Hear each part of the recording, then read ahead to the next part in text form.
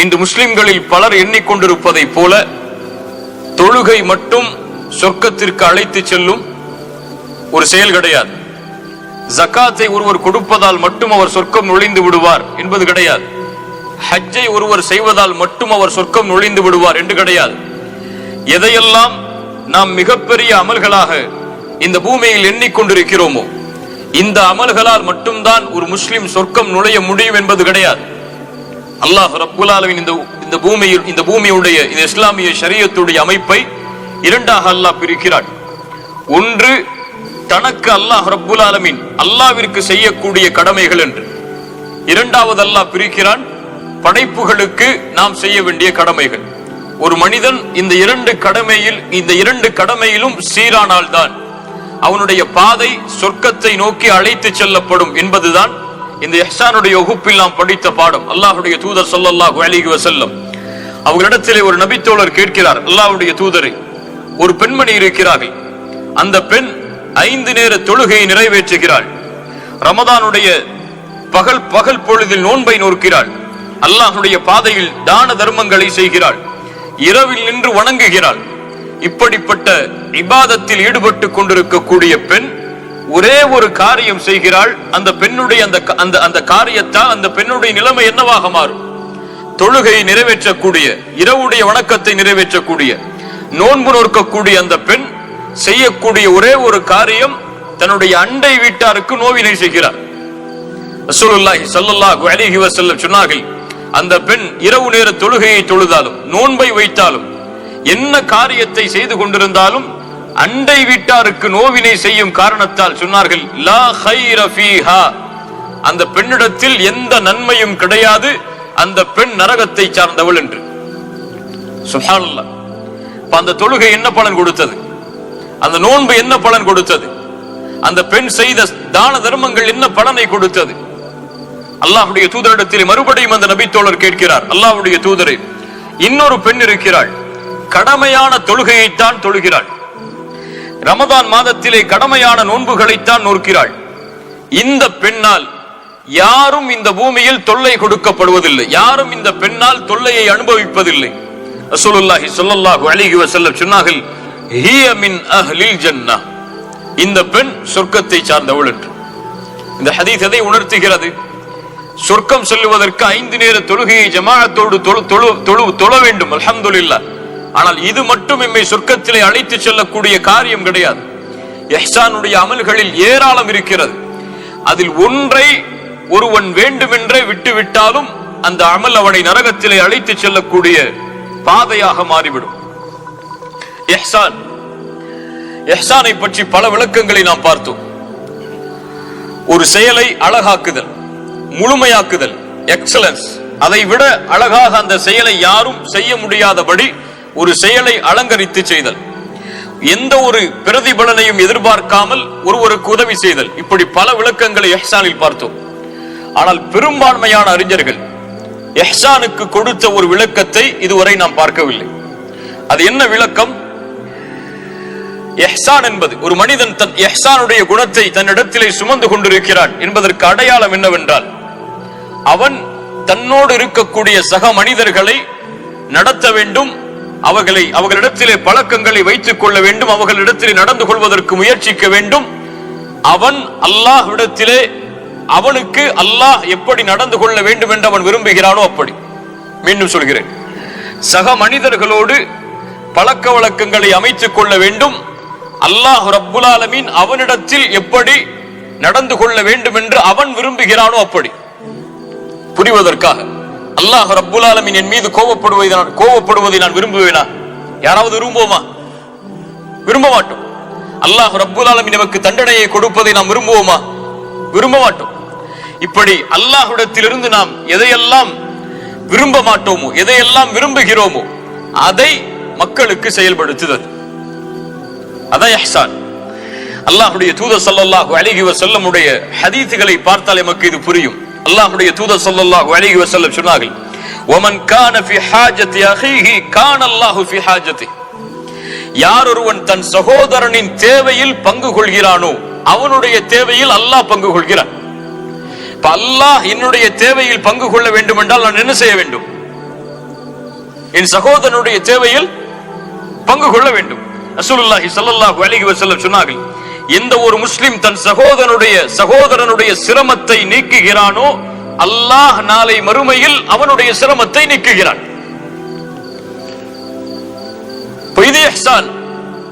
என்னிடத்திலே அல்லாஹ் எப்படி நடந்து கொள்ள வேண்டும் என்று நான் விரும்புகிறேனோ அப்படி நான் மக்களிடத்திலே நடந்து கொள்ளுதல். தேவையுடையவர்கள் இந்த பூமியில் பலர் இருப்பார்கள். சிலருக்கு காசுடைய தேவை இருக்கும், சிலருக்கு கண்ணீரை துடைக்கக்கூடிய தேவை இருக்கும், சிலருக்கு ஒரு தோள் தேவைப்படும், அவர் தன்னுடைய கவலையோடு தன் மீது சாய்வதற்கு. இப்படி எந்த வகையிலும் ஒரு முஸ்லிம் இன்னொரு முஸ்லிமுக்கு உதவி செய்தலை இஹ்சானாக அல்லாஹ் ரப்புல் ஆலமீன் உதவி செய்யக்கூடிய காரியமாக இந்த தீன் ஆக்குகிறது. யாரும் பிற சகோதரனுக்கு உதவி செய்வதிலிருந்து விலகவே முடியாது. இந்த தீனில் ரசூலுல்லாஹி ஸல்லல்லாஹு அலைஹி வஸல்லம் சொன்னார்கள், அழகிய ஹதீஸ், உன்சுர் அஹாக ஸாலிமன் அவ் மஸ்லூமன்.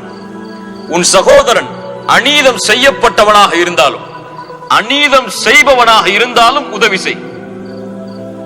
சஹாபாக்களுக்கு ஆச்சரியம், யா ரசூலல்லாஹ், அநீதம் செய்யப்பட்டவனுக்கு உதவி செய்யலாம், அவன் பலகீனமாக இருப்பான், அநீதம் செய்யப்பட்டிருப்பான், அவனுக்கு உதவி செய்யலாம், நீதியை வாங்கி கொடுக்கலாம். ஆனால் அநீதம் செய்பவனுக்கு எப்படி உதவி செய்வது? ரசூலுல்லாஹி ஸல்லல்லாஹு அலைஹி வஸல்லம் அவர்கள் சொன்னார்கள், தஅஹுது ஃபௌக யதை.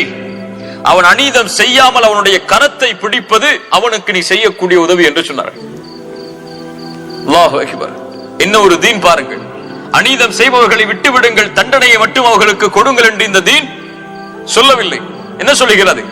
அநீதம் செய்யப்பட்டவனுக்கு எப்படி நீ உதவி செய்கிறாயோ அதை விட அது போலவே அநீதம் யார் செய்கிறானோ அவனை அநீதம் செய்ய விடாமல் தடுப்பதும் உன் கடமை. இஹ்சான்.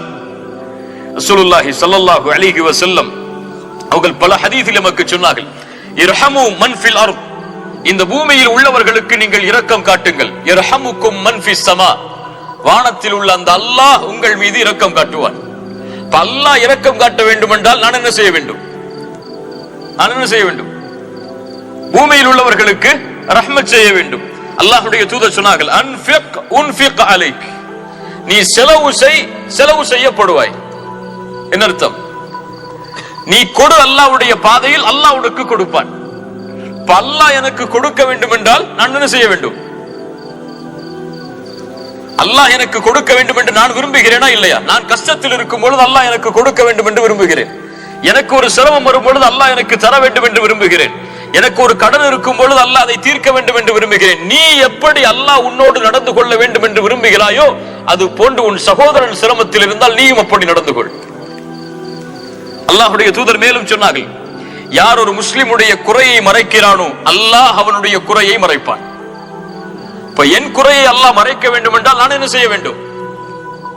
அப்ப இந்த தொடர்பில் இருந்து நான் விலகி வாழவே முடியாது. அல்லாஹ்வுடைய நேசம், சொர்க்கம், நரகத்தில் இருந்து பாதுகாப்பு எனக்கு வேறு வேண்டும் என்றால் பள்ளிவாசலிலேயே ஒதுங்கி இருந்தால் முடியாது. ஹஜ்ஜையும் ஜக்காத்தையும் கொடுத்து விட்டால் மட்டும் முடியாது. மனிதர்களோடு இருக்கக்கூடிய தொடர்பை அவன் அமைத்துக் கொண்டே ஆக வேண்டும். அந்த அமைத்துக் கொள்ளக்கூடிய முறையை அல்லாஹ்வுடைய தீன் நமக்கு கற்றுத் தருகிறது. அல்லாஹ்வுடைய தூதர் ஸல்லல்லாஹு அலைஹி வஸல்லம் மேலும் சொன்னார்கள், யக்ஃபிரு. மக்கள் உங்களுக்கு செய்யக்கூடிய பாவங்களை நீங்கள் மன்னியுங்கள், அல்லாஹ் உங்களுடைய பாவத்தை மன்னிப்பான். என்ன சொல்ல வருகிறார்கள்? அல்லாஹ் ரப்புல் ஆலமீன், நான் ஒரு பாவம் செய்தால் என் ரப்பு என்னை மன்னிக்க வேண்டும் என்று கரமேந்தி கேட்கிறேன், தௌபா செய்கிறேன். எப்படி ரப்பு உன் பாவத்தை மன்னிக்க வேண்டும் என்று நீ விரும்புகிறாயோ அது போன்று உனக்கு யாராவது பாவம் செய்தால் மன்னி. அதைத்தான் இஹ்சான். அல்லாஹ் என்னிடத்தில் எப்படி நடந்து கொள்ள வேண்டும் என்று நான் விரும்புகிறேனோ அப்படி நான் பிறரிடத்தில் நடந்து கொள்ளுதல். இது இல்லாமல் இஹ்சானை அடைய முடியாது. சுப்ஹானல்லாஹ். இன்று பாருங்கள், இந்த தன்மை யாரிடத்தில் இருக்கிறது? அல்லாஹ் ரப்புல் ஆலமீன் யாரை பார்த்து கேட்கிறான் இந்த கேள்வி? அபூபக்கர் சித்திக் ரலியல்லாஹு அன்ஹு மிஸ்தாஹ் தன்னுடைய மகளின் மீது, ஆயிஷா ரலியல்லாஹு அன்ஹா அவர்கள் மீது மிகப்பெரிய இட்டுக்கட்டப்பட்ட செய்தியை செய்கிறார்கள். மிஸ்தாஹுக்கு உதவி செய்து வந்த அபூபக்கர் சித்திக் இனிமேல் என் மகள் மீது மிஸ்தாஹ் இட்டு கட்டியதால் உதவி செய்ய மாட்டேன் என்று கூறி விலகி விடுகிறார். ஒரு வார்த்தை தான். சாதாரண மனிதர்களுக்குள் நடந்த அந்த உறவு முறிவு, அல்லாஹ் ரப்புல் ஆலமீன் அந்த உறவையும் இஹ்சானோடு அமைக்க வேண்டும் என்று அல்லாஹ் விரும்புகிறான். அபூபக்கர், உன்னுடைய பாவத்தை அல்லாஹ் மன்னிப்பதை நீங்கள் விரும்புகிறீரா இல்லையா? அலா துஹிப்பூன யக்ஃபிரல்லாஹு லக்கும், உங்கள் பாவத்தை அல்லாஹ் மன்னிப்பதை அபூபக்கரை நீங்கள் விரும்பவில்லையா? அல்லாஹ் நேரடியாக கேட்கிறார். உங்களுடைய பாவத்தை அல்லாஹ் மன்னிப்பதை நீங்கள் விரும்புகிறீர்களா இல்லையா? நாம் விரும்புகிறோமா இல்லையா? இப்போ நீங்கள் பிறர் உங்களுக்கு செய்யக்கூடிய பாவத்தை மன்னியுங்கள். ஃபல்யஃபு வல்யஸ்ஃபஹு. அல்லாஹு அக்பர். எத்தனை பேர் இந்த ஹதீஸ் எல்லாம் நமக்கு தெரியும், இந்த நிகழ்வுகள் எல்லாம் நமக்கு தெரியும், இந்த ஹதீஸ் தரக்கூடிய பாடங்கள் எல்லாம் நமக்கு தெரியும். ஆனால் எத்தனை பேர் நெஞ்சில் கை வைத்து சொல்லுங்கள், என் சகோதரன் எனக்கு செய்த பாவத்தை நான் மன்னித்திருக்கிறேன் என்று. இங்கே இருக்கக்கூடிய பலர் அல்லது இது போன்ற பயான்களை கேட்கக்கூடிய பலர் எத்துணை நாட்கள் தன் சகோதரனுடன் பேசாமல் புறக்கணித்திருக்கிறார்கள். ஒரு முஸ்லிம் இன்னொரு முஸ்லிமை பகைப்பதால் நடக்கக்கூடிய விபரீதம் என்ன தெரியுமா? நாம் எல்லாம் அறிந்த ஹதீஸ் தான். அந்த விபரீதத்தை புரிந்து கொண்டால் நம்மை மாற்றிக் கொள்ளலாம். ரசூலுல்லாஹி ஸல்லல்லாஹு அலைஹி வஸல்லம் அவர்கள் சொன்னார்கள், ஒவ்வொரு வாரமும் வியாழக்கிழமையும் திங்கட்கிழமையும் சொர்க்கத்தின் வாசல் திறக்கப்படுகிறது. அல்லாஹ் அந்த சொர்க்கத்தின் வாசலை திறக்கும் பொழுது இந்த பூமியில் அல்லாஹ்விற்கு இணை வைக்காமல் இருக்கக்கூடிய எல்லா அடியார்களுடைய பாவத்தையும் அல்லாஹ் மன்னிக்கிறான், இருவரை தவிர. ஷிர்க் செய்யாத எல்லாருடைய பாவமும் மன்னிக்கப்படுகிறது, ரெண்டே பேரை தவிர. அல்லாஹ் ரப்புல் ஆலமீன் சொல்லுவான், அன்திரு ஹதைனி ஹத்தா யஸ்தலிஹா, அந்த இருவரையும் நீங்கள் விட்டு விடுங்கள், அவர்கள் தங்களுக்குள் சமாதானமாகாதவரை. யார் அந்த இரண்டு பேர்? தங்களுக்குள் பகைக்காக, தங்களுடைய வெறுப்புக்காக ஒரு 3 நாளுக்கு மேல் தங்களுடைய உறவை முறித்தவர்கள். எதற்காகவா இருந்தாலும் சரி, அது என்ன காரணம் சொல்லப்பட்டாலும் சரி, காசு, பணம், குடும்ப சண்டை, என்னை ஏசினான், திட்டினான், அடித்தான், என்னை பற்றி புறம் பேசினான், என்னை பற்றி அவதூறு பரப்பினான், என் செல்வத்தை எடுத்து சென்றான், எதுவாக இருந்தாலும் சரி, 3 நாளுக்கு மேல் அவன் பகைத்தால் அல்லாஹ் ரப்புல் ஆலமீன் அந்த பாவங்கள் மன்னிக்கும் பொழுது அல்லாஹ் கூறுவான், இந்த இருவரையும் நீ விட்டு விடுங்கள் மலக்குகளே, இவர்கள் தங்களுக்குள் சமாதானம் ஆகாத வரை அல்லாஹ் இவர்களை மன்னிக்க மாட்டான். அதே தான் ரசூலுல்லாஹ் சொன்னார்கள், யக்ஃபிரு யக்ஃபிருல்லாஹு லக்கும், நீங்கள் மன்னியுங்கள், அல்லாஹ் உங்களை மன்னிப்பான். என்னங்க கேள்வி வரும், நான் ஏன் அவனை மன்னிக்கணும்? நான் ஏன் மன்னிக்கணும்? நான் ஏன் அவன்கிட்ட போய் பேசணும்? நான் ஏன் அவன்கிட்ட அப்படி நடந்து கொள்ளணும்? அவர் என்கிட்ட அப்படி நடந்து கொள்ளலையே. நான் ஏன் அவருக்கு நீதமா நடக்கணும்? அவர் என்கிட்ட நீதமா நடக்கலையே. ஆனா இந்த இஹ்சானை கடைபிடிப்பவர் என்ன சொல்லுவார்? என் ரப்பு என்னிடத்திலே நான் அவனுக்கு அநீதம் செய்தாலும், நான் அவனுக்கு பாவம் செய்தாலும், நான் அவன் கட்டளையை மீறினாலும் என் ரப்பு என்னை மன்னிக்க வேண்டும் என்று நான் விரும்புகிறேன். அப்படித்தான் பிறர் எனக்கு பாவம் செய்யும் பொழுதும் அவரை நான் மன்னிக்க வேண்டும் என்று தான் விரும்புவேன். நான் ரப்பை துண்டித்து வாழ்ந்தால் அவன் என்னை நெருக்கமாக்கி வாழ வேண்டும் என்று ஆசைப்படுவேன். அப்படித்தான் பிறருக்கும் ரசூலுல்லாஹ் சொன்னார்கள், சில்மன் கதஅக், உன்னை வெட்டி வாழ்பவனை சேர்த்து வாழ். வஅஃபு அம்மன் ஸலமக், உனக்கு அநீதம் செய்தவனை மன்னித்து விடு. சுப்ஹானல்லாஹ். இந்த அழகு, இந்த தீனுடைய அழகு, இந்த ஹதீஸ்களை பார்த்தால் கண்கள் கலங்கிவிடும். அவ்வளவு அழகான தீனை அல்லாஹ் ரப்புல் ஆலமீன் நமக்கு கொடுத்திருக்கிறான். இந்த தீன் என்பது இன்று வெறும் தொழுகையாக, ஜகாத்தாக, ஹஜ்ஜாக, ஃபிக்ஹுடைய மஸலாக்களாக மட்டும் தான் நம்மிடத்தில் இருக்கிறதே தவிர இந்த குணங்களாக கிடையாது. அதான் இந்த தீன் இன்னைக்கு அழகா தெரியல. அதான் இன்னைக்கு இந்த தீனை பின்பற்றுறது பலருக்கு சிரமமா இருக்கு. ரசூலுல்லாஹி ஸல்லல்லாஹு அலைஹி வஸல்லம் சொன்னார்கள், அது போல்தான் இறுதி காலம் வரும், இந்த தீனை பின்பற்றுவது நெருப்பு கங்கை கையில் வைத்திருப்பதை போல் அந்த காலம் இது. அவர்களுக்கு தொழுகை, ஜகாத், ஹஜ் இது மட்டும்தான் தீன். இதுவெல்லாம் தீன் கிடையாது அவர்களுக்கு. அவங்களுடைய குணம் அது. அவன் எப்படி பிறந்து வளர்ந்தானோ அப்படித்தான் இருப்பான். ஆனா இஹ்சான், ஒரு முஸ்லிமை அல்லாஹ் ரப்புல் ஆலமீன் இப்படித்தான் பக்குவப்படுத்த விரும்புகிறார். அல்லாஹ்வுடைய தூதர் சொன்னார்கள், ஒரு முஃமினாகவே ஒருவன் மாற முடியாது. இதுக்கு ஈமானுக்கு என்ன சம்பந்தம் இருக்கும் நம்ம கேட்போம். ஆனா அல்லாஹ்வுடைய தூதர் சொன்னார்கள், ஒருவன் முஃமினாகவே மாற முடியாது, அல்லாஹ்வை நம்பிக்கை கொண்டவனாகவே ஆகவே முடியாது. தனக்கு எதை விரும்புகிறானோ அதை தன் சகோதரனுக்கும் விரும்பாதவரை. என்ன அழகான ஹதீஸ் தெரியுமா இது? சுப்ஹானல்லாஹ், என்ன அழகான ஹதீஸ் தெரியும். எல்லா விஷயத்திலையும் நான் எப்படி என் மீது ஒருவன் கோபப்படக்கூடாது என்று விரும்புவேனோ அது போன்று நானும் அவன் மீது கோபப்படக்கூடாது. நான் எப்படி என்னை பற்றி பிறர் பேசக்கூடாது என்று விரும்புவேனோ அது போன்று நானும் பிறரை பற்றி பேசக்கூடாது. நான் எப்படி பிறரின் கண்ணியத்தை பாழாக்குவதை விரும்ப மாட்டேனோ அது போன்று நானும் பிறர் கண்ணியத்தை பாழாக்க கூடாது. இதே இஹ்சான். அல்லாஹ்வுடைய தூதர் ஸல்லல்லாஹு அலைஹி வஸல்லம் அவங்களுடைய எல்லா ஹதீஸ்களும் இதை தெளிவுபடுத்துகிறது. இந்த உறவை நாம் சீராக்காமல் அல்லாஹ்வுடைய உறவு இடத்துல சீராகாது. அதை புரிஞ்சுக்கணும். தொழுது ஜக்காத்து கொடுத்தா மட்டும் சொர்க்கம் போயிடலாம் நினைச்சிட்டு இருக்க முடியாது. இந்த உறவை சீராக்காம அல்லாஹ்விடத்தில் நெருங்கவே முடியாது. இதை சீராக்கிட்டா அல்லாஹ்விடத்தில் இருக்கக்கூடிய உறவு சீர் அமையலனாலும் அல்லாஹ் பொறுத்துப்பான்.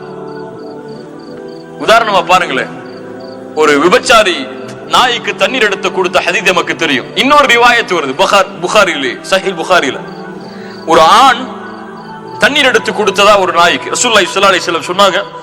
ஒரு பாதையில் நடந்து சென்று கொண்டிருக்கும் பொழுது ஒரு மனிதனுக்கு தாகம் ஏற்பட்டது. நல்ல கவனிங்க இந்த ஹதீஸை. கிணற்றின் இஹ்சான்ங்கிறத நம்ம தேட முடியாது, எங்க இருக்குன்னு தேட முடியாது ஹதீஸ்கள்ல.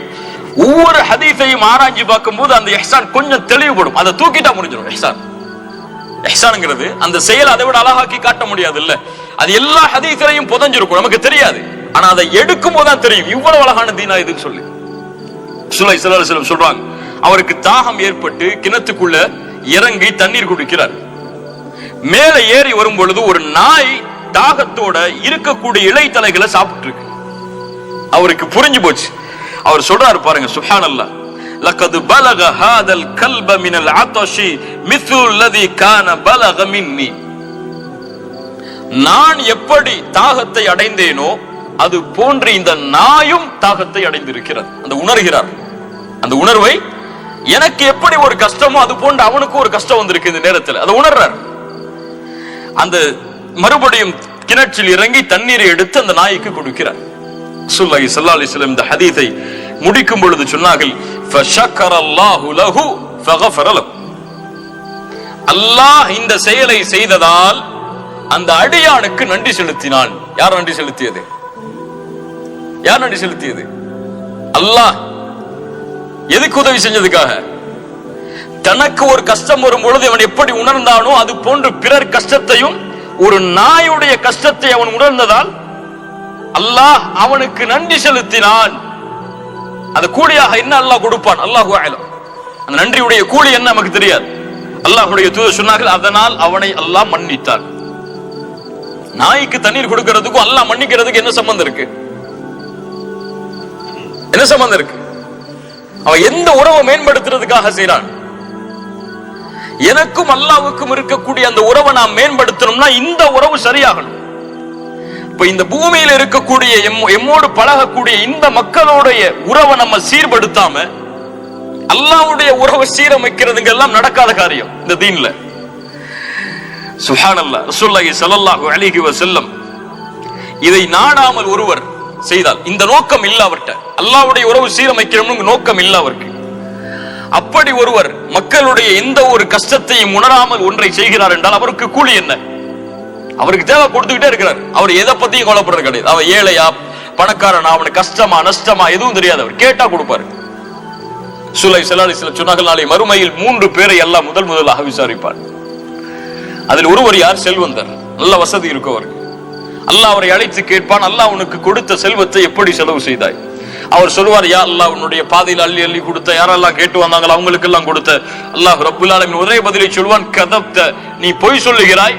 உன்னை செலவு செய்யக்கூடியவர் கொடையாளி என்று மக்கள் போற்ற வேண்டும் என்பதற்காகத்தான் செய்தாய். என்ன அங்க அல்லாஹ் சொல்லல, பிறர் கஷ்டத்துல இருக்காங்கிறதுக்காக நீ உதவி செய்யல. நீ எதுக்காக உதவி செஞ்சிருக்க? அந்த உறவு உனக்கு தேவையில்லை. அந்த கஷ்டத்தில் இருக்க உனக்கு உதவி செஞ்சு அல்லாஹ்வுடைய நெருக்கம் வேணுங்கிறது உனக்கு தேவை கிடையாது. அங்க உனக்கு தேவை நீ கொடுத்துக்கிட்டே இருக்கணும், உன்னை புகழணும் மக்கள். இப்ப இந்த ஒரு அடிப்படை, அந்த கான்செப்ட் அதுல இல்லதனால அல்லாஹ் ரப்புல் ஆலமீன் அந்த அமல்களை ஏற்றுக்கொள்வதில்லை. சுப்ஹானல்லாஹ். யோசிச்சு பாருங்க. அல்லாஹ் ரப்புல் ஆலமீன் இதை மேலும் மேலும் ஹதீஸ்களின் மூலமாக நமக்கு தெளிவுபடுத்துகிறான். நாளை மறுமையில் அல்லாஹ் ஒரு அடியானை கேட்பான், அடியானே, ஆதமின் மகனே, நான் பசியோடு வந்தேனே, ஏன் எனக்கு உணவளிக்கவில்லை? ஆதமின் மகனே, தாகத்தோடு நான் வந்தேனே, ஏன் எனக்கு தண்ணீர் கொடுக்கவில்லை? ஹதீஸை கவனிங்க. ஆதமுடைய மகனே, நான் நோயாளியாக இருந்தேனே, ஏன் என்னை நலம் விசாரிக்கவில்லை? அடியான் கேட்பான், யா அல்லாஹ், நீ எப்படி பசித்தவனாக இருக்க முடியும்? அல்லாஹ் சொல்லுவான், இந்த அடியான் பசியோடும் இடத்திலே வந்தானே, அவனுக்கு நீ உணவு கொடுத்தாயா? அவனுக்கு உணவு கொடுத்திருந்தால் அதன் கூலியில் என்னை நீ பார்த்திருப்பாய். எங்க அல்லாஹ் கனெக்ஷன் கொண்டு வர்றான். தாகத்தோடு வந்தவன் தாகத்தை தீர்த்திருந்தால் அங்கே என்னை பார்த்திருப்பாய். நோயாளியை நலம் விசாரிக்க நீ சென்றிருந்தால் அங்கே என்னை பார்த்திருப்பாய். என்ன இது இல்லாம அங்க போக முடியாது. நீ அல்லாஹ்வுடைய மார்க்கம் அதைத்தான், அதனால்தான் துறவரத்தை தடை செய்தது. ஒருவாள் மக்களோடையே இல்லாம தனியா போய் இபாதத் செஞ்சுட்டே வாழ்றாரு. இவருக்கு இருக்கக்கூடிய கூலியை விட மக்களோடு கலந்து கொண்டு, மக்களுடைய அன்றாட பழக்க வழக்கங்களில் கலந்து கொண்டு இந்த இஹ்சானுடைய குணத்தோடு பழகுபவர்களுடைய கூலி மேல் அவர்களை விட. உதாரணமா ஒரு பெரிய ஹதீஸ் நம்ம எல்லாம் பார்த்திருக்கோம். அல்லாஹ் ரப்புல் ஆலமீன் இந்த குணத்தை மக்களிடத்தில் மக்கள் இந்த குணத்தோடு வாழவில்லை என்றால் என்ன ஆகும் என்று 3 மனிதர்கள் பனி இஸ்ரவேலர்களுடைய காலத்தில், ஒருவர் அக்ரா, ஒரு அபுரஸ் அஅமா, ஒருவர் பார்வை இல்லாதவர், ஒருவர் தொழுநோயாளி, ஒருவர் தலையில் வழுக்கை தலையுடையவர். இந்த மூவரையும் அல்லாஹ் சோதிக்க நாடி ஒரு மலக்கை இறக்குகிறான். முதலில் தொழுநோயாளி, அவரை சந்திக்கிறார் மலக். அவர் கேட்கிறார், உனக்கு எது இந்த பூமியில் விருப்பமானது? செல்வத்திலேயே அவர் சொல்கிறார், இந்த பூமியில் எனக்கு அதிகமான விருப்பமானது, எனக்கு இந்த தொழுநோய் குணமாகி தோளெல்லாம் அழகாக வேண்டும். அப்படியா? இந்த செல்வத்தில், இந்த பூமியில் உள்ள செல்வத்தில் உனக்கு எது அழகாக விருப்பமானது? அவர் சொன்னால் அல்-இபில், ஒட்டகங்கள். அந்த மலக் அவருடைய தோலை தடவி கொடுத்தார். அல்லாஹ்வுடைய அருளால் அந்த நோய் குணமானது. அவருக்கு ஒரு கருவை சுமக்கக்கூடிய ஒரு ஒட்டகம் கொடுக்கப்பட்டது. ஏன் கருவை சுமக்கக்கூடிய ஒட்டகம்? அதன் மூலமாக சந்தைகள் பெருகும் என்பதற்காக. இரண்டாவது மனிதரை சந்தித்தார், தலையில் வழுக்கை தலையுடையவர். உனக்கு எது விருப்பமானது? அவர் சொன்னார், தலையில முடி வரணும். உனக்கு எது செல்வத்தில் விருப்பமானது? அவர் சொன்னார், அல் பக்கரா, மாடுகள். ஒரு கருவை சுமக்கக்கூடிய ஒரு பசு அவருக்கு கொடுக்கப்படுகிறது. அதன் மூலமாக அவருடைய செல்வத்தை பெருக்குவதற்காக அவருடைய தலையும் தடவப்படுகிறது. அந்த மலக்கால் தலையில் முடி வளர்கிறது. மூன்றாவது மனிதர் பார்வை இல்லாதவர். அவரை சந்திக்கிறார் அந்த மலக். உனக்கு ஏது விருப்பமானது இந்த பூமியில்? அவர் சொன்னார், எனக்கு இந்த பார்வை திரும்பி வர வேண்டும். செல்வத்தில் விருப்பம் அல் கனம், ஆடுகள். ஒரு வயிற்றில் குழந்தையை சுமக்கக்கூடிய ஒரு ஆட்டுக்குட்டி அவருக்கு கொடுக்கப்படுகிறது. அவருடைய கண் பார்வையும் திரும்ப வருவதற்கு அந்த மலக் பிரார்த்தனை செய்கிறார். ஒவ்வொருவருக்கும் பரக்கத்திற்காக பிரார்த்தனை செய்து அவர் கிளம்பி விடுகிறார். இந்த மூவரும் தங்களுடைய நோய்கள் குணமாகி செல்வம் எல்லாம் பெருகி வாழ்ந்து கொண்டிருக்கிறார்கள். ரசூலுல்லாஹ் சொல்லக்கூடிய நிகழ்வு. அந்த கண்ணியத்தோடு கவனியுங்கள். இந்த மூவரையும் அல்லாஹ் ரப்புல் ஆலமீன் மீண்டும் சோதிக்க நாடுகிறான். என்ன சோதனை? இவர்களிடத்தில் இந்த இஹ்சான் இருக்கிறதா இல்லையா? தனக்கு கஷ்டம் வரும்பொழுது அல்லாஹ் உதவி செய்யணும்னு விரும்பினாங்க. ஆனா பிறருக்கு கஷ்டம் வரும்பொழுது இவங்க கொடுக்கறாங்களா இல்லையா? அல்லாஹ் சோதிக்க நாடுறான். இஹ்சான். இன்னொரு மலக்கை அல்லாஹ் அனுப்புகிறான். ஏழ்மையான தோற்றத்தில், வசதி இல்லாதவருடைய தோற்றத்தில் வந்து கேட்கிறாரு, நான் இந்த மாதிரி பாதையில போயிட்டு இருந்தேன், என்னுடைய செல்வம் எல்லாம் தொலைஞ்சு போச்சு, நான் ஊருக்கு போய் சேரணும், உங்கள்கிட்ட ஏதாவது ஒண்ணு கொடுத்து அனுப்புனீங்கன்னா நான் போறதுக்கு கொஞ்சம் உதவியா இருக்கும். உங்களுடைய ஒட்டக மந்தைகள்ல. தொழுநோயாளி, குணமானவர். அவர் சொன்னார், ஹுக்கூக்கு கத்தீரா, ரொம்ப பிஸியா இருக்க, அப்புறம் வாங்கட்டார். ரொம்ப பிஸியா இருக்க நான். அவர் சொன்னார், அல்லாஹ் ரப்புல் ஆலமீன், நீ தொழுநோயாளியாக இருந்த பொழுது உன் நோயை குணப்படுத்தி அல்லாஹ் தானே உனக்கு இந்த செல்வத்தை கொடுத்தான். அவர் சொன்னார், அல்லாஹ் கொடுத்தானா? நான் பரம்பரை என் திறமையால, என் முயற்சியால, என் கல்வியால நான் சம்பாதிச்சது. அவர் சொன்னார் அந்த மலக், நீ சொல்வதில் நீ பொய்யனாக இருந்தால் அல்லாஹ் உன்னுடைய பழைய நிலைமைக்கு உன்னை திருப்பட்டும். இரண்டாவது மனிதர் யார்? தலையில் வழுக்கை தலையுடையவர். அவரிடத்தில் வருகிறார், இந்த மாதிரி எனக்கு தோஞ்சு போச்சு, நான் போறக்கூடிய வழியில எதையாவது உன்னுடைய மாட்டு மந்தையில் எதையாவது கொடுத்து உதவினாலும் போறது கொஞ்சம் உதவியா இருக்கும். அவர் சொன்னார், ரொம்ப அதிகமான வேலை இருக்கு. அல்லாஹ் தானே உனக்கு வழுக்கை தலையாக இருந்த பொழுது முடியை கொடுத்தான், அல்லாஹ் தானே உனக்கு இந்த மாட்டு மந்தைகளை கொடுத்தான், அதிலிருந்து கேட்கிறேன் கொடு. அவர் சொன்னார், யார் அல்லாஹ் கொடுத்ததுன்னு சொன்னது? நான் சம்பாதிச்சதுப்பா. அவர் சொன்னார், அல்லாஹ் நீ சொல்வதில் பொய்யனாக இருந்தால் அல்லாஹ் உன்னுடைய பழைய நிலைமைக்கு உன்னை திருப்பட்டும். மூன்றாவது மனிதர், கண் இல்லாமல் கண் கிடைத்தவர், ஆடுடைய மந்தைகள் கொடுக்கப்பட்டவர். அவரிடத்திலே வந்தார், இது போல நான் கஷ்டத்துல வந்திருக்கேன், உதவி செய்யுங்கன்னார். அவர் சொன்னார், அல்லாஹ் ரப்புல் ஆலமீன் இது போல்தான் நான் சிரமத்தில் இருந்த பொழுது என்னுடைய பார்வை அல்லாஹ் சரிபடுத்தினான். இந்த செல்வத்தை அல்லாஹ் கொடுத்தது, அவன் கொடுத்த இந்த செல்வம், நீ அது போன்று வந்திருக்கிறாய், உன் ஆட்டு மந்தையில் எது வேண்டுமோ ஓட்டிச்சல். அப்போது அந்த மலக்கு சொன்னார், உங்கள் மூவரையும் அல்லாஹ் சோதிக்க நாடினான். அல்லாஹ் ரப்புல் ஆலமீன் ஃபக்கத் ரதியல்லாஹு அன்க வ ஸகித அலா ஸாஹிபைக, உன்னை அல்லாஹ் பொருந்திக் கொண்டான், அந்த இருவரின் மீதும் அல்லாஹ் கோபம் கொண்டு விட்டான். என்ன புரியுது? இந்த ஹதீஸில் இஹ்சான் எங்க இருக்கு? யோசிச்சு பாருங்க. தனக்கு கஷ்டம் இருக்கும் பொழுது அல்லாஹ் கொடுக்கணும்னு விரும்பினாரு. ஆனா பிறருக்கு கஷ்டம் வரும் பொழுது அவருக்கு உதவி செய்யறதுக்கு மனசு வரல. எனக்கே தேவை இருக்குன்னு நினைக்கிறாரு. இன்னைக்கு நம்மளுடைய நினைப்பு அப்படித்தானே. நமக்கு கஷ்டம் இருக்கும் போது யாராவது 1000 தினார் கொடுத்தாங்கன்னா கொஞ்சம் உதவியா இருக்குன்னு நினைப்போம். ஒரு 500 தினார் தேவைக்காக ஒரு வந்திருப்பார், நம்மள்ட்ட இருக்கும், இதை கொடுத்துட்டா நமக்கு இந்த மாசம் செலவுக்கு என்ன செய்வோம் யோசிச்சுட்டு இருப்போம். ஆனா அப்படி பிறர் நம்மகிட்ட நடந்து கொள்றத விரும்ப மாட்டோம். அப்படியா இல்லையா? சுப்ஹானல்லாஹ், அல்லாஹ்வுடைய தீன் நமக்கு கற்றுத் தருவதை பாருங்கள்.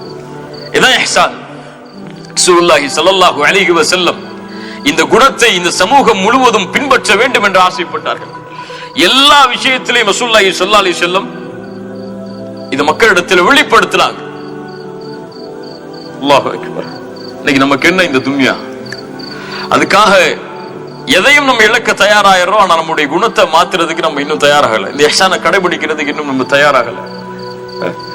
சல்மான் சுலைமான் இப்னு அப்துல் மலிக் ஒரு பெரிய அறிஞர், அபு ஹாசிம் என்ற ஒரு மிகப்பெரிய அறிஞரை பார்க்கிறாங்க. அபு ஹாசிமை பார்த்து கேட்கிறாங்க சல்மான் இப்னு அப்துல் மலிக், ரொம்ப அழகான கேள்வி. அபு ஹாசிம், ஏன் இந்த மக்கள் மரணத்தை வெறுக்கிறார்கள்?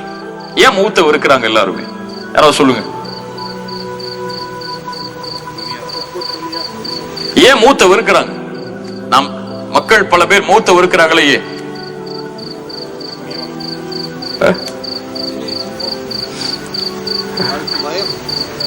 என்ன பயம்? அபு ஹாசிம் சொன்னார்கள், சுப்ஹானல்லாஹ், அழகான பதில். சல்மான் சுலைமான் இப்னு அப்துல் மலிக் அவர்களே, என்ன பதில் என்றால், இவங்க இந்த பூமியிலேயே எல்லாத்தையும் கொடுத்துட்டாங்க, மறுமைக்குன்னு எதுவுமே சேர்த்து வைக்கல, அழிச்சிட்டாங்க. மறுமைய அழிச்சிட்டாங்க. எல்லாரும் இந்த பூமியிலேயே எல்லா இன்வெஸ்ட்மெண்ட்டையும் பண்ணி வச்சுட்டாங்க. அவங்களுக்கு இதுதான் உலகம், உலகன்னே வாழ்ந்துட்டு இருக்காங்க. எல்லாத்தையும் இங்கேதான் கொடுத்து வச்சிருக்காங்க. அப்படியா இல்லையா? எனக்கு என் ஊர்ல இன்வெஸ்ட் பண்ணி வீடு இருந்தா தானே ஊருக்கு போகணும்னு ஆசைப்படுவேன். இல்ல துபாயில தானே இருப்பேன் நான் கடைசி வரைக்கும். அப்படியா இல்லையா? இப்ப என்னோட இன்வெஸ்ட்மெண்ட் எல்லாம் இங்க இருக்கு, அங்க இல்ல. அதனாலதான் அங்க எதுவுமே இல்ல அவங்களுக்கு. அதனால போறதுக்கு இருக்கிறாங்க. அவங்க யாருக்கு சொர்க்கம் அலங்கரிக்கப்பட்டிருக்கோ, யாருக்கு சொர்க்கத்துல இன்வெஸ்ட்மெண்ட் இருக்கோ, யாருக்கு சொர்க்கத்துல மாளிகை இருக்கோ, யாருக்கு சொர்க்கத்துல தோட்டங்கள் இருக்கோ, யாருக்கு சொர்க்கத்துல வசிப்பிடங்கள் இருக்கோ, அவன் எங்க போக ஆசைப்படுவான்? எங்க போக ஆசைப்படுவான்? ஃபிரௌனுடைய மனைவி என்ன ஆசைப்பட்டாங்க? இந்த ஃபிரௌன் துரத்திட்டான், யா அல்லாஹ் எனக்கு இன்னொரு மாளிகையை பூமியில கொடுன்னு கேட்கல. ரப்பி பினி லிஇந்தக பைத்தன் ஃபில் ஜன்னah, சொர்க்கத்துல ஒரு மாளிகையை குடி அல்லாஹ்னு கேட்டாங்க. அங்க தயாரிப்பு இருந்துச்சு அவங்களுக்கு. சஹாபாக்கள் எல்லாம் அதுக்கு போகணும் போகணும்னு ஆசைப்பட்டாங்களா? ஏன்? உஹதுடைய போர்க்களம். ஒரு நபி தோழர் பேரித்தம்பழம் சாப்பிட்டு கொண்டிருக்கார். ரசூலுல்லாஹி ஸல்லல்லாஹு அலைஹி வஸல்லம் சொன்னாங்க, கூமு இலல் ஜன்னah, சொர்க்கத்திற்காக எழுந்திருங்கள். பத்ருடைய போர்க்களம். கூமு இலல் ஜன்னah, சொர்க்கத்திற்காக எழுந்திருங்கள். அதனுடைய விசாலம் வானம் பூமிகளை வியாபித்திருக்கிறது. பஹ் பஹ் அப்படிங்கிறார் அவர். சொன்னாங்க, ஏன் இப்படி செய்யற தோழரே? யா ரசூலல்லாஹ், அங்க போகணும்னு ஆசை இருக்கு எனக்கு, அதனுடைய தோழராக மாற வேண்டும் ஆசை இருக்கு. ரசூலுல்லாஹி ஸல்லல்லாஹு அலைஹி வஸல்லம் சொன்னாங்க, ஃபஇன்னக மின் அஹ்லிஹா, நீ அதை சார்ந்தவன் தான்ப்பா.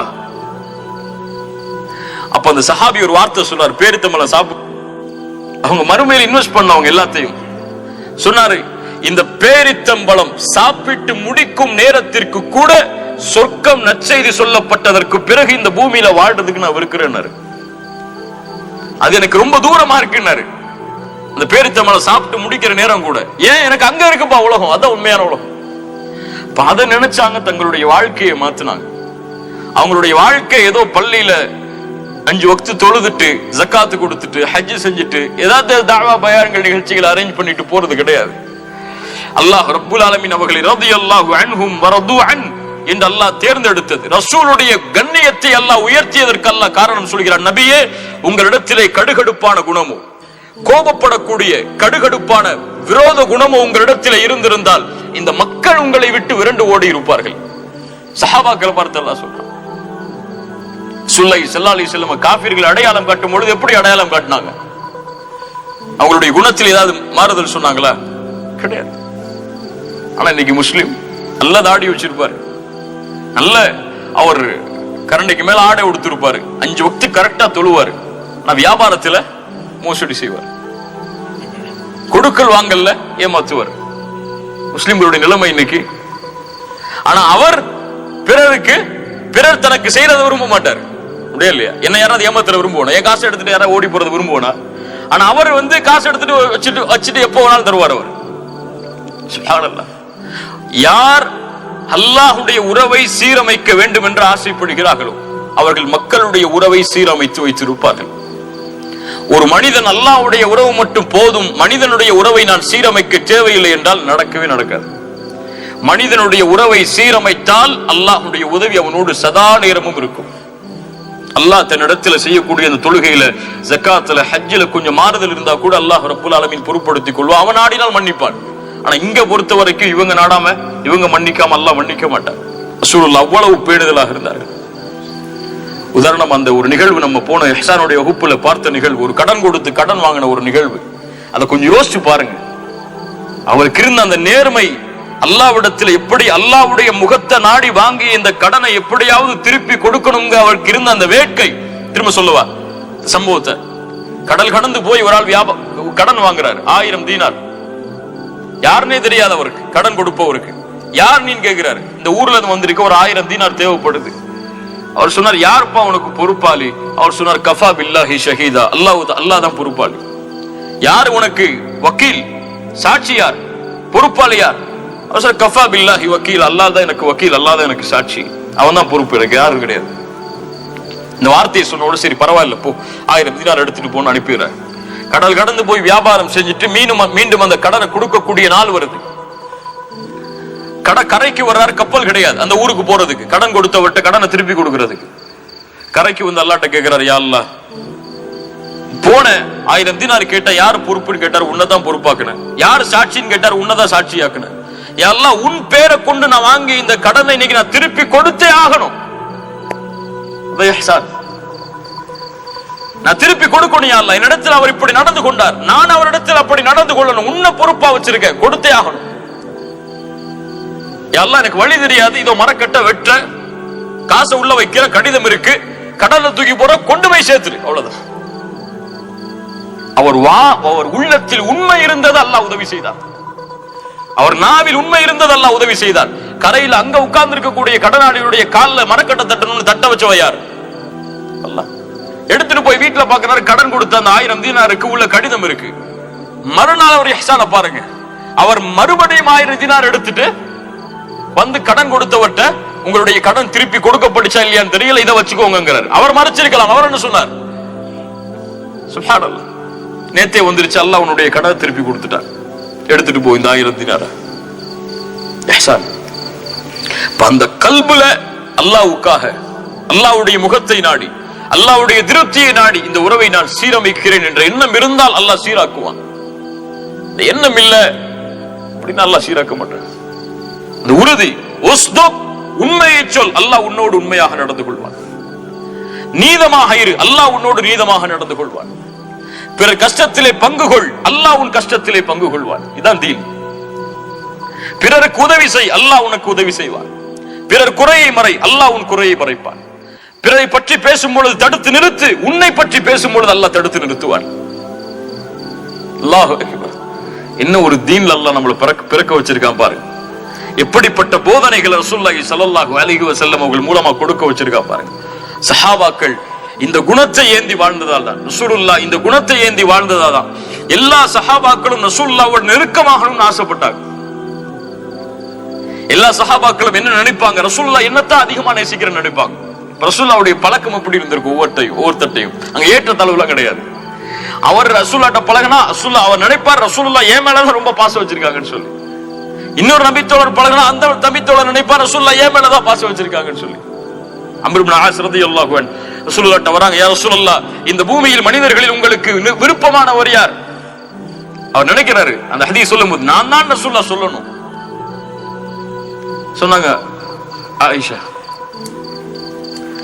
யா ரசூலுல்லாஹ், அடுத்து யார்? ஆண்கள் யார்? நான் தானே. அபூஹா, அவங்களுடைய தந்தை. ஆயிஷா அவங்களுடைய தந்தை. அல்லாஹ்வுடைய தூதரை அடுத்து யார்? உமர்.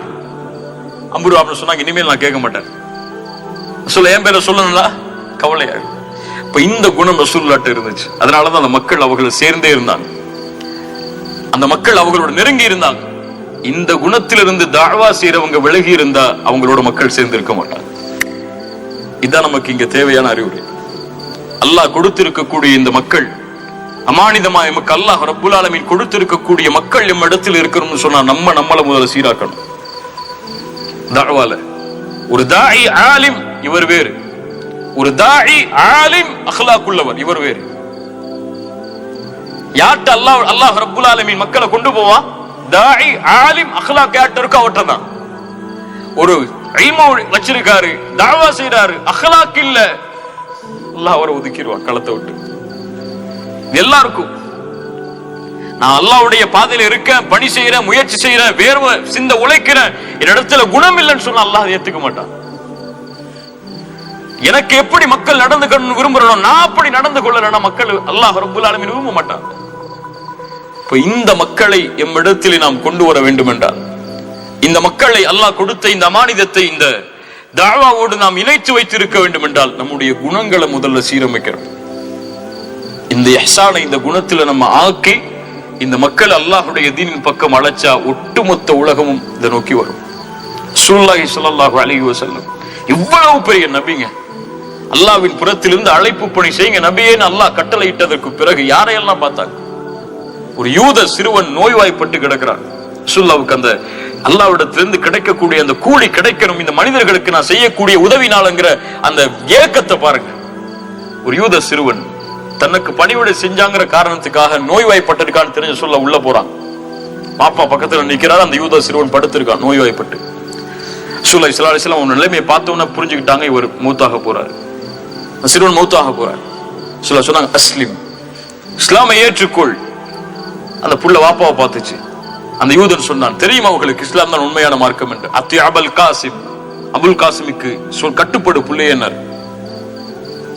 அந்த குழந்தை லா இலாஹ இல்லல்லாஹ்வை மொழிந்தது. ரசூலுல்லாஹி ஸல்லல்லாஹு அலைஹி வஸல்லம் வீட்ல இருந்து வெளியே வரும்போது என்ன சொன்னாங்க தெரியுமா?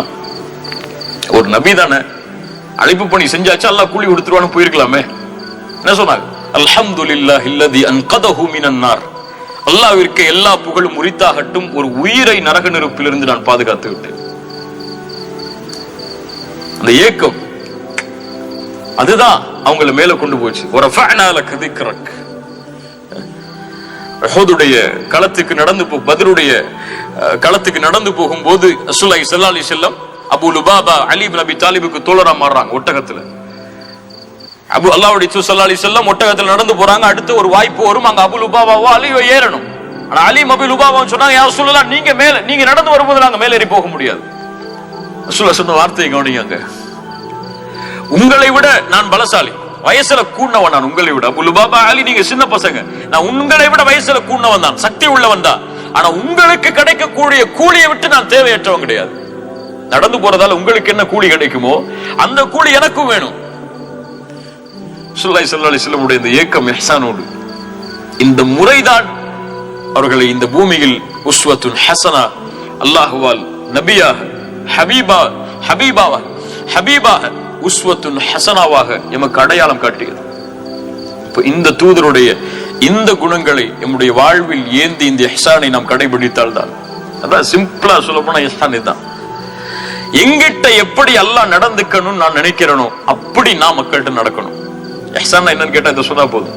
அன்தஅபுதல்லாஹ கஅன்னக தரா ஃபஇன் லம் தகுன் தராஹு ஃபஇன்னஹு யராக. அல்லாஹ்வை நீங்கள் பார்ப்பதை போன்று வணங்குங்கள், அவன் உங்களை பார்க்காவிட்டாலும் நீங்கள் அவனை பார்க்காவிட்டாலும் அவன் உங்களை பார்த்து கொண்டிருக்கிறான் என்ற எண்ணத்தோடு. இஹ்சானுக்கு விளக்கம், அல்லாஹ் என்னிடத்திலே எப்படி நடந்து கொள்ள வேண்டும் என்று நான் விரும்புகிறேனோ அப்படி அல்லாஹ் என்னை பார்க்கும் பொழுது நான் மக்களிடத்திலே நடந்து கொள்ள வேண்டும். என்னால அல்லாஹ்வை பார்க்க முடியாது, அவனுடைய அடியார்களைத்தான் பார்க்க முடியும். அந்த அடியார்களுக்கு நான் என்னுடைய வாழ்வை பலனுள்ளதாக ஆக்கி அல்லாஹ்வுடைய நெருக்கத்தை பெறுவதற்கு முயற்சிப்பேன். இதான் ரசூலுல்லாஹி ஸல்லல்லாஹு அலைஹி வஸல்லம் இந்த முஸ்லிம் சமூகத்திற்கு கொடுத்த மிகப்பெரிய அமானிதம். இதை பாழாக்கின காரணத்தால தான் நீங்க முஸ்லிம் சமூகம்னு சொன்னாலே விருப்புகளும் வதந்திகளும் குரோதங்களும் ஏற்படுத்தப்படுகிறது. இந்த அழகை நம்ம மறைச்சு வச்சிருக்கிறதுனால நம்முடைய வாழ்க்கையில இல்ல.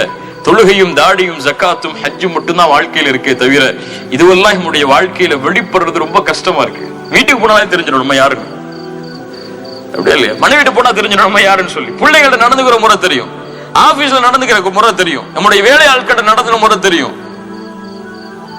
அது யார் நம்மளை அடையாளம் காட்டினோம், நான் யார், எந்த வாழ்க்கையை பின்பற்றுகிறேன், யாரை தூதராக ஏற்று நடைமுறைப்படுத்துகிறேன் என்று. இப்ப எல்லாருக்கும் இந்த பலகீனம் இருக்கு. அதை மாற்றிக் கொள்றதுக்காகத்தான் இவ்வளவு முயற்சிகள். அல்லாஹ் ரப்புல் ஆலமீன் இந்த கல்வியை புரிய வைக்கிறோம். இஹ்சான் மிகப்பெரிய ஒரு பாடம், மிகப்பெரிய பாடம். இந்த இஹ்சானை பத்தி இந்த வகுப்பு ஆரம்பிக்கிறதுக்கு முன்னாடி கூட பெரும்பான்மையான இவ்வளவு விளக்கங்கள் எனக்கு தெரியாது. ரஃபீகாக்கா அல்லாஹ் ரப்புல் ஆலமீன் அவர்களுக்கு அருள் செய்யட்டும், அல்லாஹ் அவர்களுக்கு சிறந்த கூலிகளை கொடுக்கட்டும். அவங்க தான் இந்த ஆர்வத்தை ஏற்படுத்தினாங்க. இப்படி நம்ம இந்த விஷயத்தை கொண்டு போகணும் இந்த தலைப்பு கீழேன்னு சொல்லி. அதுக்கப்புறம் இந்த இஹ்சானுடைய வகுப்புகளை படிக்க ஆரம்பிக்கும் போது ஒவ்வொரு ஹதீஸ்லயும் தெரியக்கூடிய ஒரு சின்ன சின்ன விஷயம், சுப்ஹானல்லாஹ், அவ்வளவு அழகான விஷயம். இந்த உதாரணமா அந்த குகை மூடுது, 3 பேர் உள்ள இருக்கிறாங்க. அது நம்ம பெருசா அந்த சம்பவத்தை பாக்குறது இல்லை. ஆனா அந்த வார்த்தைகளை கவனிச்சு அதுல இஹ்சான் ரசூலுல்லாஹ் சொல்லி கொடுக்குறாங்க. அந்த பிள்ளை பாலை கஷ்டப்பட்டு சம்பாதிச்சுட்டு வர்றாரு. பாப்பம்மா சாப்பிடாம அவரு பிள்ளைகளுக்கும் மனைவிக்கும் கொடுக்க மாட்டாரு. வந்து அந்த வாப்பம்மா பக்கத்துல உட்கார்றாரு. அதை விட யார் செய்ய முடியும் அந்த அழக? வந்து உட்கார்ந்து அவர் சொல்றாரு, என் தந்தை தாயுடைய உறக்கத்தில் இருந்து அவர்களை நான் எழுப்பி இந்த உணவை கொடுப்பதற்கு நான் வெறுத்தேன். அது அவர்களுடைய உறக்கத்தை டிஸ்டர்ப் பண்றது கூட நான் ஒரு வெறுப்பான காரியமா நான் நினைச்சேன். அவங்க எழுந்ததுக்கு பிறகு அவர்கள் கொடுத்து முடித்ததற்கு பிறகுதான் மக்கள்கிட்ட கொடுத்தேன். என்ன இஹ்சான் இது? எங்க நம்ம மக்களுக்கு சொல்லியிருக்கோம்? எப்படி நம்முடைய வாழ்க்கையில் இதை நடைமுறைப்படுத்தி இருக்கோம்? சில மனைவிகளோடு நடந்து கொள்ள முறை, பிள்ளைகளோடு நடந்து கொண்ட முறை, நண்பர்களோடு நடந்து கொள்ள முறை, இப்படி இஹ்சானை படுத்தி பேச ஆரம்பிச்சா சுப்ஹானல்லாஹ், ரசூலுல்லாஹ்வுடைய ஒட்டுமொத்த வாழ்க்கையிலும் ஒவ்வொரு நிமிடத்திலையும் எடுத்துக்கொண்டே இருக்கலாம். இது இஹ்சான், இது இஹ்சான், இது இஹ்சான் சொல்லி. அல்ஹம்துலில்லாஹ், நம்மளால முடிந்த அளவு இந்த கல்வியை கற்றோம். அல்லாஹ் ரப்புல் ஆலமீன் இதன் மூலமாக நம்முடைய வாழ்வை மாற்றுவதற்கு அல்லாஹ்